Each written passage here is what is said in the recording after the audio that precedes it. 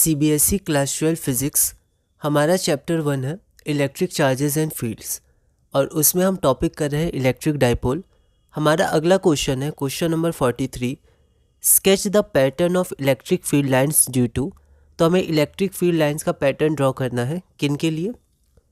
तो सबसे पहले a conducting sphere having negative charge on it, एक कंडक्टिंग स्फीयर जिस पर नेगेटिव चार्ज है, और सेकंड एक इलेक्ट्रिक डाइपोल के लिए। यह क्वेश्चन ऑल इंडिया 2019 में 1 मार्क का और ऑल इंडिया 2011 में 3 मार्क्स का पूछा गया था। एक बार आप इस क्वेश्चन को ट्राई करिए, फिर हम लोग आगे बढ़ते हैं। तो electric field lines due to a conducting sphere having negative charge on it, ठीक है। तो हमें इलेक्ट्रिक फील्ड लाइंस ड्रॉ करनी है एक कंडक्टिंग स्फीयर जिस पर नेगेटिव चार्ज है। तो यहाँ पर आप देखिए, ये हमारे पास एक कंडक्टिंग स्फीयर है और इसके पास नेगेटिव चार्ज है।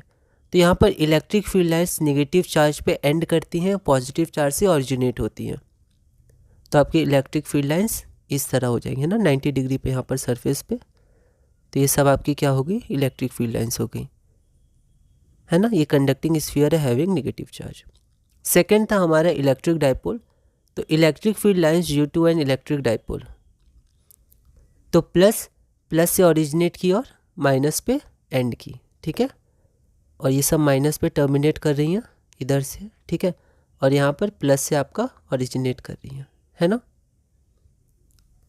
ये इलेक्ट्रिक फील्ड है आपका इस डायरेक्शन में, और जो ये नेगेटिव वेक्टर मतलब मोमेंट, ये पी क्या हो गया, पी आपका होगा डाइपोल वेक्टर, ठीक है, डाइपोल मोमेंट वेक्टर। तो आपका हो गया माइनस क्यू से प्लस क्यू, ठीक है। तो वो इस डायरेक्शन में,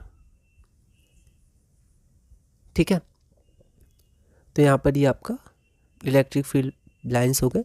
पॉजिटिव चार्ज के लिए isolated positive charge, isolated negative charge electric dipole में। तो एनसीईआरटी में जो बेसिक कॉन्फ़िगरेशंस दिए हैं उसके लिए आपको ध्यान रहना चाहिए, है ना। अगला है हमारा question number 44, derive an expression for the electric field due to a dipole of dipole moment P, मतलब डाइपोल मोमेंट वेक्टर आपका पी दिया हुआ है at a point on its perpendicular bisector. Delhi 2019 में 2 मार्क्स का है।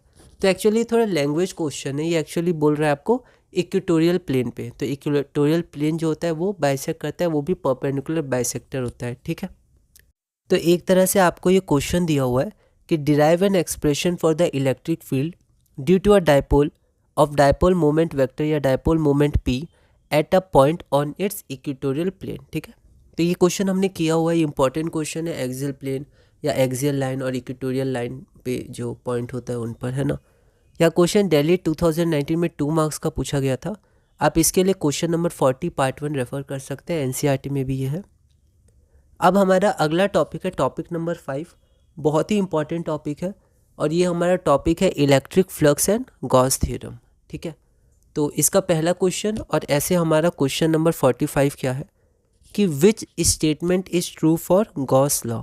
गॉस लॉ के लिए कौन सा स्टेटमेंट ट्रू है? All the charges whether inside और outside the Gaussian surface contribute to the electric flux.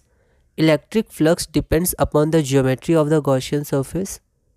Gauss theorem can be applied to non uniform electric field और the electric field over a Gaussian surface remains continuous and uniform at every point, ठीक है।